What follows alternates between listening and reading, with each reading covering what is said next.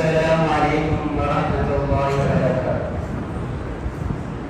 الحمد لله رب العالمين والعاقبة للمتقين والصلاة والسلام على رسوله الكريم. أما بعد فأعوذ بالله من الشيطان الرجيم. بسم الله الرحمن الرحيم. فكيف تتقون إن كفرتم يوما يجعل الولدان شيبا.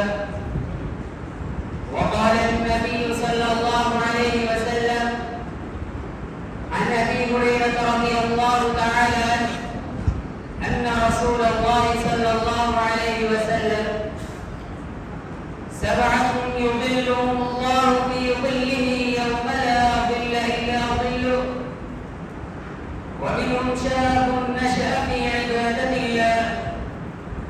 أيها الإخوة في الله، يجمع الله الخلائق يوم القيامة فيجمع الأولين منهم والآخرين ليجزي الذين أساءوا بما عملوا ويجزي الذين أحسنوا بالحسنى.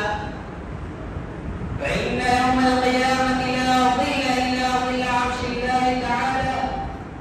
فهذا الشباب وفقه الله لاستعداد ذلك اليوم، فحينئذ نشأ على الأعمال الصالحة وحببه الله إليه وكره إليه الأعمال السيئة وأعانه على تركها إما بسبب تربية صالحة أو رفقة طيبة أو غير ذلك.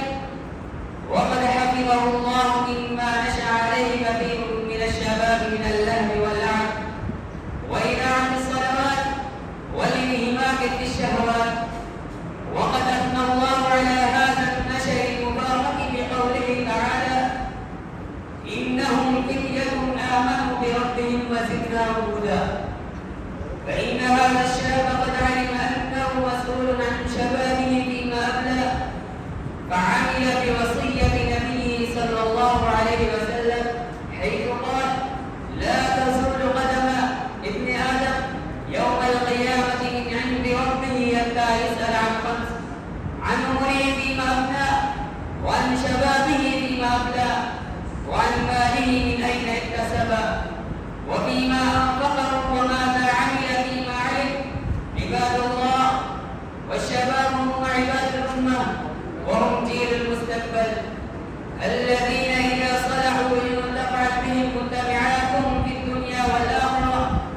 ومن أمثلة على الشباب الملتزم بطاعة ربه شباب الصحابة منهم جعفر بن أبي طالب الذي